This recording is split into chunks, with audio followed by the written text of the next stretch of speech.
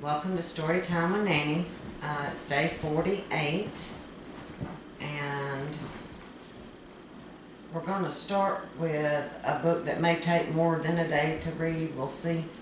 It's The Beginner's Bible, Tales of Virtue, a book of right and wrong. We all need to do what's right, don't we? Though sometimes it's easier doing something that's not right. That's what we're supposed to do. It's told by Carolyn Neighbors Baker, illustrated by Kelly Pooley and Lisa Reed. Summer, you need to settle down, sweet pea. We're going to first read about forgiveness. That means if somebody does something wrong, we can choose to be kind to them. We can forgive them. But now, at y'all's age, that doesn't mean you don't necessarily need to tell somebody if somebody did something wrong, and let an adult know that you trust what's going on. This first story is about Jacob. Now, Summer, I love you, and you can lay near me, but you can't get on top of the books, baby. I can't see. Jacob lived in the land of Canaan with his 12 sons. That's a lot of kids, isn't it? He had one son named Joseph. Joseph was very special to him. This made Joseph's brothers very angry. One day Jacob gave Joseph a new coat. It had many beautiful colors. Joseph's brothers were very angry and jealous. They wanted new coats too. One night Joseph had a dream. The next day he told his brothers about the dream. Joseph said, "We were all gathering grain in the fields. My bundle of grain stood up. Your bundles of grain bowed down to mine." Joseph's brothers did not like his dream. They did not like Joseph. Joseph's brothers did mean things to him. They wanted to get rid of him. They took his beautiful coat away from him and sold him to travelers going to Egypt. That was mean, but Joseph forgave them.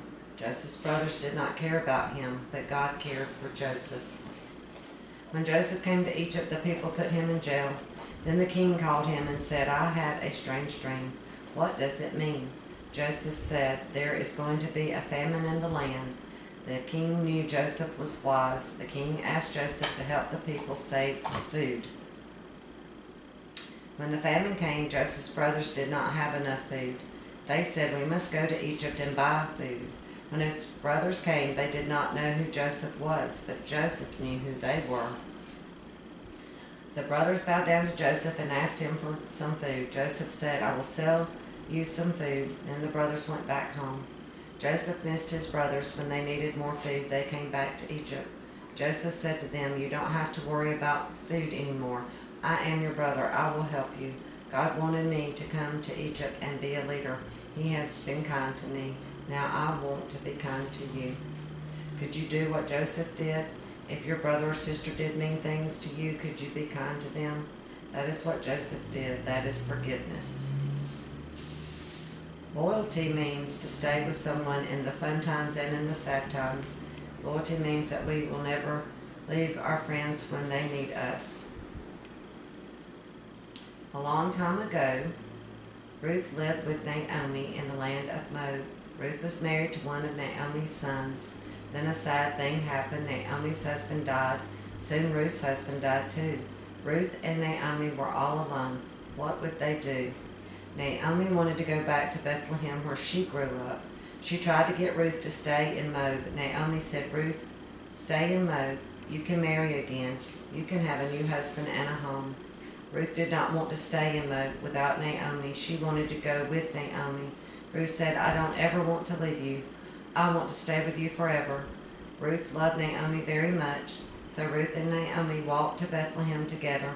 The trip was long and hard. When they came to Bethlehem, Naomi said, "I'm tired and hungry." Ruth said, "I will help you. I will work in the fields and gather grain for us." She worked all day long to get enough food. It was not easy for Ruth to work in the fields. It was not easy because she was from Moab. The Bethlehem workers might not like someone they did not know. But Ruth said, "I am not afraid. Naomi is too old and tired to work in the fields. I will be loyal to my friend. I will take care of her." Ruth was good to Naomi. She did not leave Naomi. She stayed with her and helped her. Later, Ruth married a man named Boaz. Even then, Ruth said, I will never leave you, Naomi. Naomi was very happy. You can say to someone near you, I will always be here for you in the happy times and in the sad times. I will not leave you. That is loyalty. So she was actually, Ruth was Naomi's daughter-in-law, wasn't she? And then when her husband died, there really wasn't a connection there anymore. So she could have gone on and had her own life and let Ruth go on her way and have hers, but they stayed together. Responsibility means to take care of the things God and others have given us. God made the very first man, and he named him Adam. Then he made a beautiful garden, and he named it Eden. God said to Adam, this garden will be your home. The garden was a wonderful place for Adam to live. Everything that Adam needed to be happy was in the garden. There were rolling green fields. There was clear river. There were trees with tasty fruit. There were trees with colorful flowers. There were birds singing in the branches of the trees. There were animals playing everywhere. There was a lot of water to help the plants grow. Adam said, God has made a very beautiful home for me. I am happy living here. God wanted Adam to do something very important. So God said, I want you to work the fields in the garden. I want you to take care of the river. I want you to take care of everything in the garden that I have given you. God knew that Adam was alone in the Garden of Eden. He had lots of fun with the birds and the animals, but Adam needed someone special to help him. Then God said, I will make a woman for Adam. He said, she can be his friend. She can be his wife. She can be his helper. And God made the first woman and named her Eve. Adam and Eve worked together in the garden. They helped each other. They worked in the green fields. They took care of everything God had given them. Adam said, I am happy. Eve said, I am happy. God was happy too. God has given you many things to enjoy. He wants you to take care of all the good things that he has given you. That is responsibility. Friendship. And what is friendship? Is having someone to play with and to help and to watch over. Many years ago, the very first king of Israel was King Saul. His son, the prince, was named Jonathan. Jonathan had seen David fight the giant Goliath. When Jonathan met David, he liked him and wanted to be his friend. David played the harp. When the king wanted to hear good music, he called for David. Jonathan liked David's music too. David and Jonathan had fun together. Jonathan showed David around the palace. He showed him his trophy room and all his trophies and awards. David had never seen anything like that before. Jonathan said, I would like to give you my royal sword and my royal robe, my belt and my bow. Jonathan and David became best friends from that time on. They had fun together, and they always watched out for each other. Sometimes King Saul would get mad at David. Once he threw his spear at him, but David jumped out of the way. Jonathan was afraid the king would hurt David. He said to him, tell me what to do to help you. I will do anything. They made a promise to each other and said, we will be friends forever, and we will always help and watch over each other. King Saul still wanted to hurt David, so Jonathan came to David and said, I have a plan, David. You must hide. I will talk to my father to see if he is still very angry with you. Then I will come back and let you know. So Jonathan came to David and said, even though I want you to stay here, you must run far away and hide from the king. David and Jonathan were sad. They did not want to leave each other. Then Jonathan said, don't worry, David. We will be best friends forever. Even though Jonathan and David were not together, they would still be best friends. Friends are very special people. We help them. We do good things for them. We watch over them. That is what Jonathan did for David. That is what you can do too. That is friendship. Now, Jonathan's dad was the king, and King Saul, and even though David did nothing, Saul didn't like him and wanted to hurt him out of jealousy. And that wasn't right, was it? But Jonathan helped keep his friends safe. The next story is called Courage. It's courage comes out when we decide to stand up for what is right and good. And it comes out sometimes when we are most afraid. Esther lived with her cousin Mordecai in the land of Persia. One day the king of Persia decided to choose a new queen. He said, "I want Esther to be my queen. She is the most beautiful woman in all the land."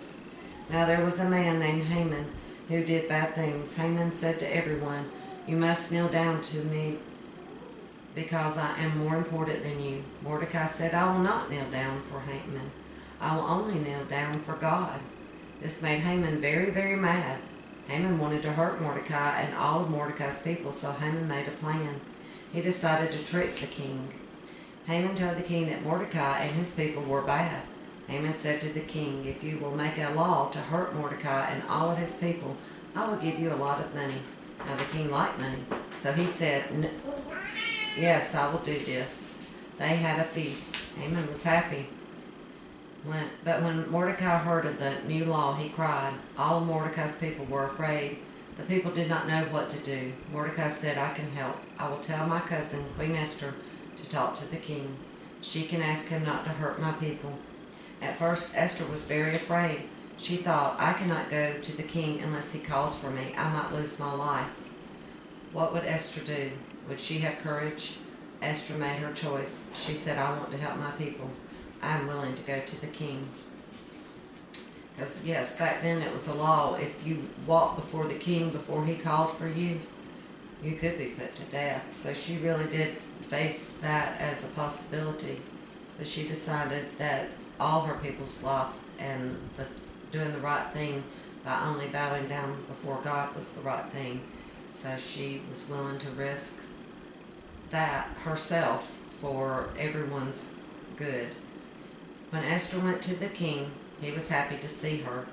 Esther told the king about Haman's trick to hurt Mordecai's people. She said to the king, "Please save these good people, because they are my people too." The king was surprised. He said, "I can write a new law. I will help all of Mordecai's people." Queen Esther was very happy. She knew she had done the right thing. She saved all of Mordecai's people. She had a lot of courage. You have courage too. It is right inside of you.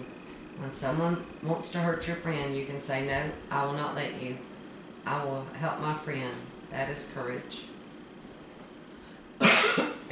Excuse me. Obedience is when we can be obedient to God's law and do what God tells us to do. That's the right thing to do. God wanted to help the people in the great city of Nineveh. He said to Jonah, "Go and help these people. Tell them to stop doing bad things." At first, Jonah would not listen to God. He did not want to obey God. He wanted to do something different, so he tried to run away from God. Jonah wanted to get far away from Nineveh. He boarded a big boat that was sailing far away from Nineveh, but God was watching Jonah. God sent a storm so big that the boat almost broke apart. The sailors were afraid. They said to Jonah, "Are you the reason for this bad storm?" And Jonah said to them, "Yes, I am the reason. But if you throw me into the sea, it will stop." So the sailors did what Jonah said, and the storm went away. Soon a great fish came up and swallowed Jonah. Jonah prayed very hard to God from inside this fish. He said, "Please help me. I am sorry." After 3 long days and nights, God saved Jonah. The great fish spit Jonah out onto dry land. Then God said to Jonah again, "Go to Nineveh and help these people. Tell them to stop doing bad things." This time, Jonah listened to God. This time, he decided to obey God. He went to Nineveh and told the people what God had said. And the king of this great city said to his people, "Stop doing bad things and start loving God." And the people did. Hooray! God saved the city of Nineveh. Jonah obeyed God, and God was glad. When your mother or father or teacher tells you to do good things, do you obey them? When God tells you to do good things, do you obey Him? That is what Jonah learned to do. That is obedience. The next story is about sharing. When God gives us things, and we are supposed to, if we're blessed, then we're supposed to bless others, aren't we? Now there was a king in Israel named Ahab. He did many, many evil things. One day a man of God named Elijah said, "Ahab, because you have done so many evil things in the land, God will stop the rain for a long, long time." God told Elijah to go to a brook where there would be water. Elijah said, "Where will I find food?" God shared food with Elijah when he sent birds called ravens that brought him bread.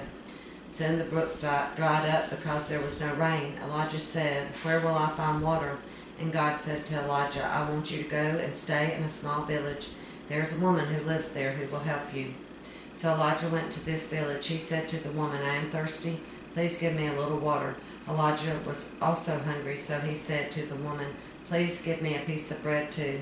And the woman said, I don't have any bread. I have only a little oil and flour left. I'm going home now to make the last meal for me and my son."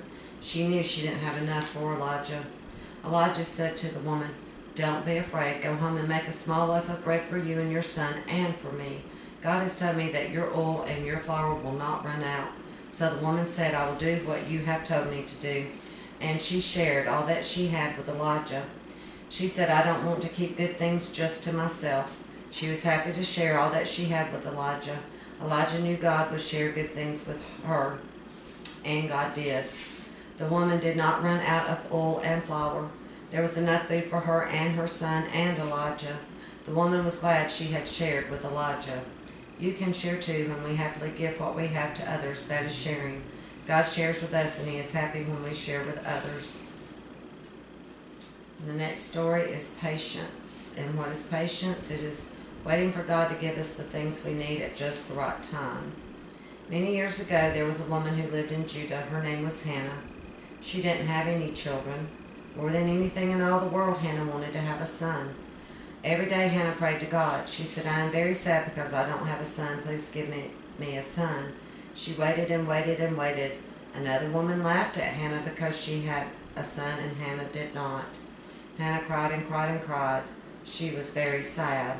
Hannah's husband tried to make Hannah smile. He said, "Hannah, tell me why you are so sad." And Hannah said, "I have no son."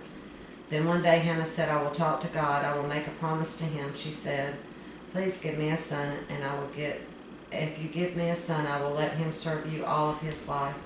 Hannah prayed and prayed, and she waited and waited. She was still very sad. One day a man of God named Eli talked to Hannah. He said, "Do not worry, be patient. May God give you a son at the right time." Hannah was happy. She knew she would have a son at the right time. She knew she did not have to worry anymore.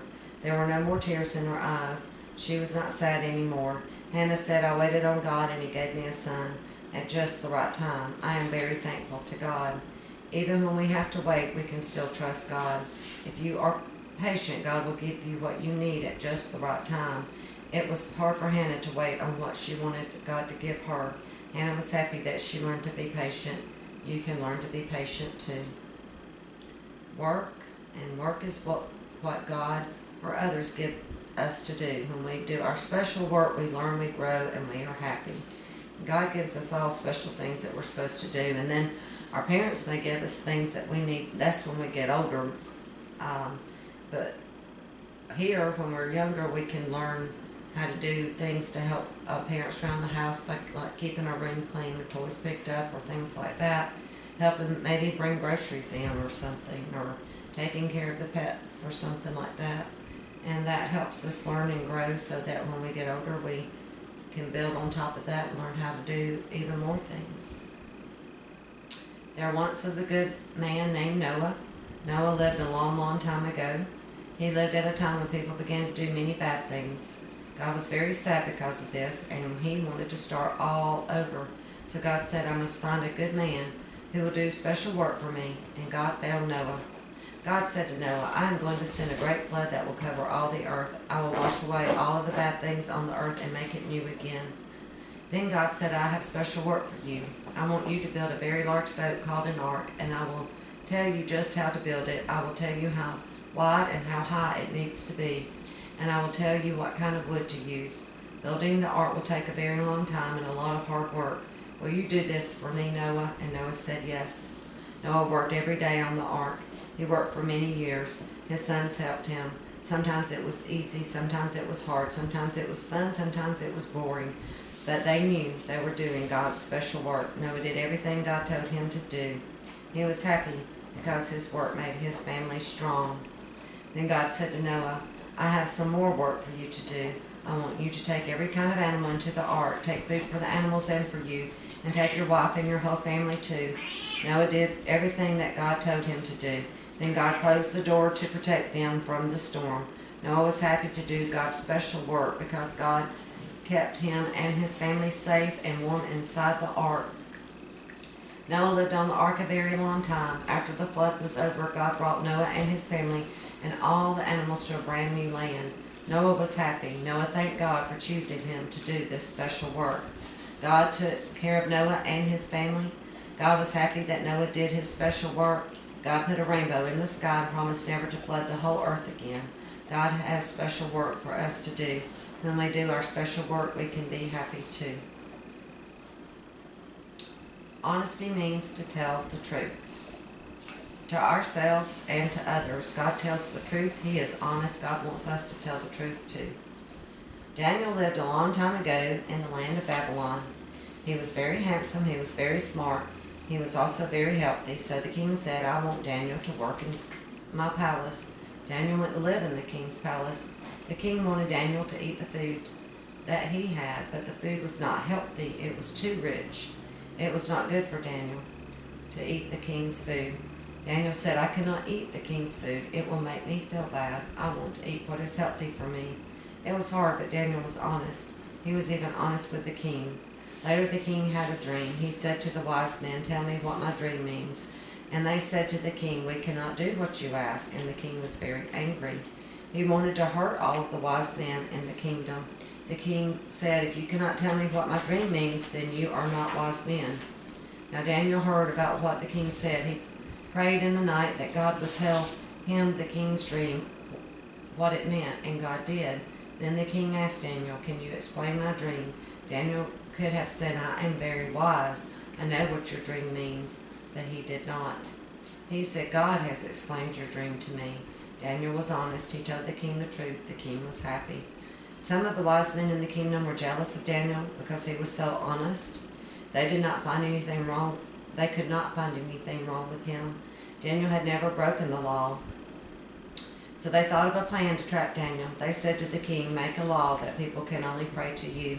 If anyone breaks the new law, throw him into the lion's den." Now Daniel heard about this evil plan, but he did not stop praying to God. Every day Daniel went to his room to pray to God. Daniel was honest and true to God. Then the jealous wise men saw Daniel praying in his room. They said, "Daniel has broken the king's new law. Now we can throw Daniel into the lion's den." The king was very sad that Daniel had broken his law. He liked Daniel, but he could not change the law. What would the king do? The king said, I hope God will keep you safe," and God did.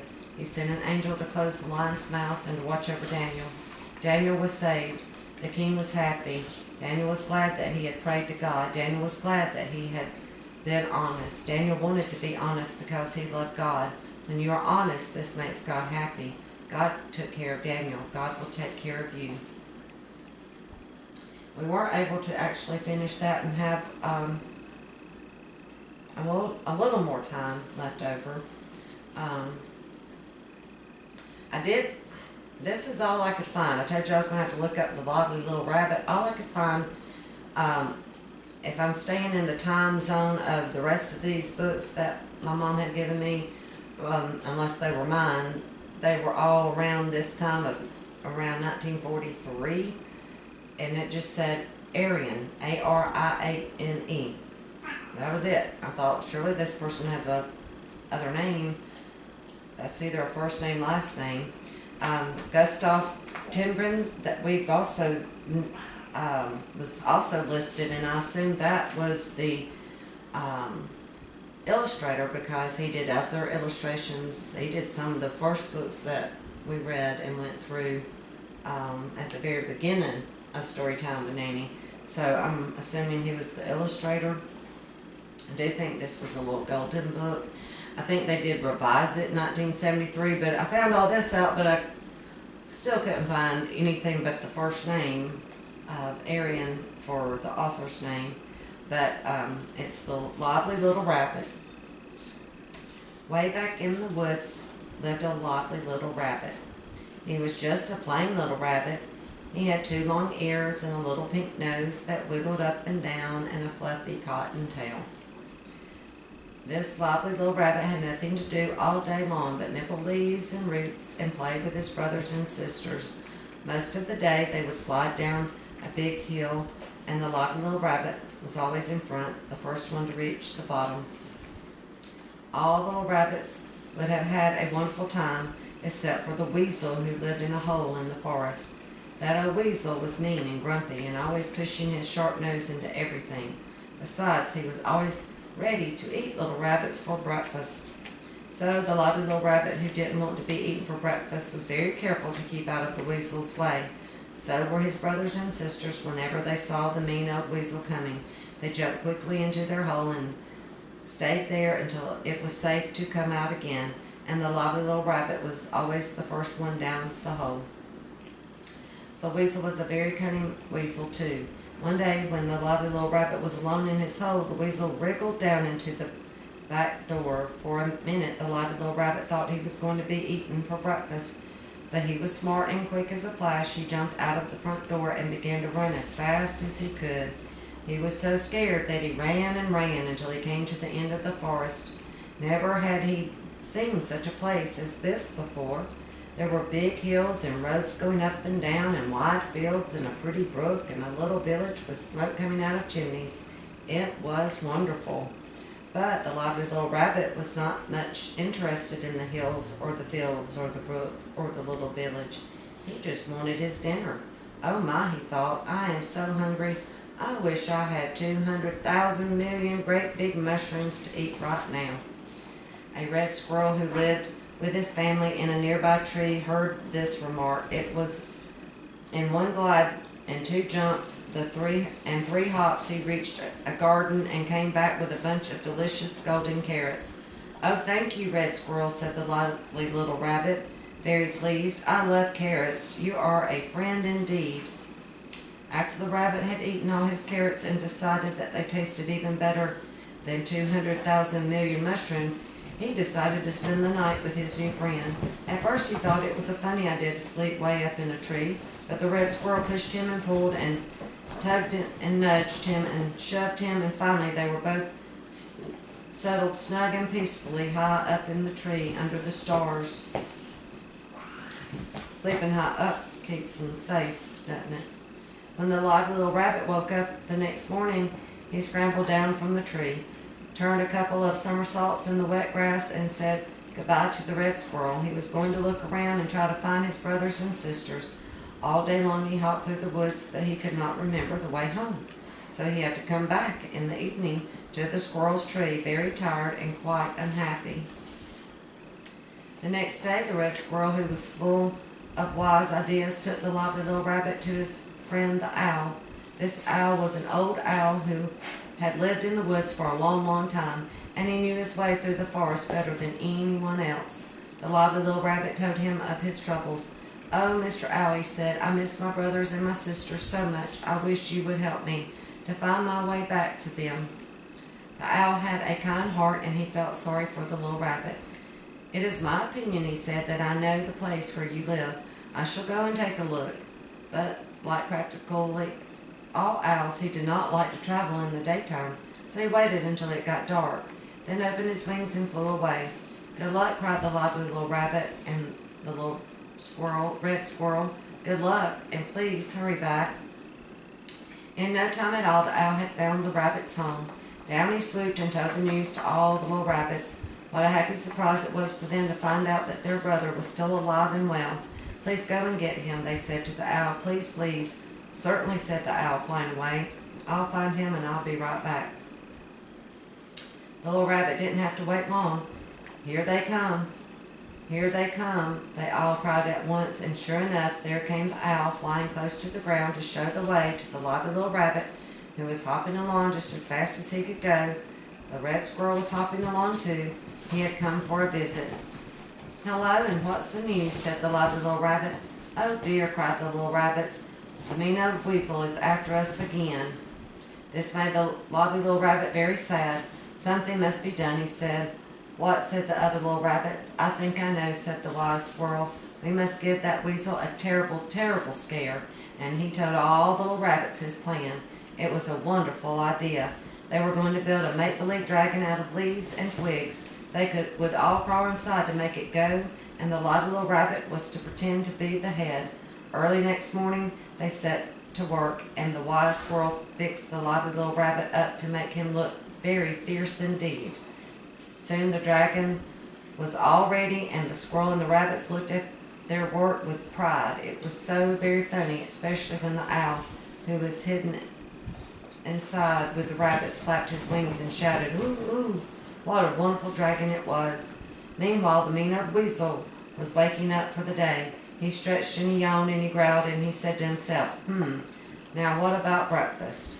That live little rabbit will make a delicious meal, and I won't let him get away this time." So the old weasel came out of the hole and sneaked his way through the woods. But just as the mean old weasel came to the top of the hill, up popped the make-believe dragon, coming up the other side. It flapped its wings and wiggled its tail and shouted in a very loud voice, "Ooh, ooh, ooh." The weasel was terribly frightened. He was so scared that for a minute he couldn't move at all. Then he turned around and ran. He ran away so fast that he would still be running if he had not stumbled on a rock, but he did, and he rolled to the bottom of the hill. There he picked himself up and began to run away again, but now he couldn't run so fast because he had banged his nose and bruised his legs and twisted his tail so badly that it stayed curled up for the rest of the day. It was a great day for the little rabbits. They all ran around and cheered. It worked, hooray for the owl and the red squirrel all day long. Way back in the woods, the little rabbit danced with his brothers and sisters and their friend, the wise red squirrel, and in between dances they had fine things to eat. The rabbits ate lettuce and carrots and all sorts of green things, and the squirrel had the very finest nuts. The owl had never learned to dance, so he just sat in a nearby branch and said over and over again, "Ooh-wee, ooh-wee, ooh-wee," in a happy voice. Then, because he was very sleepy, he asked to be excused and went to bed.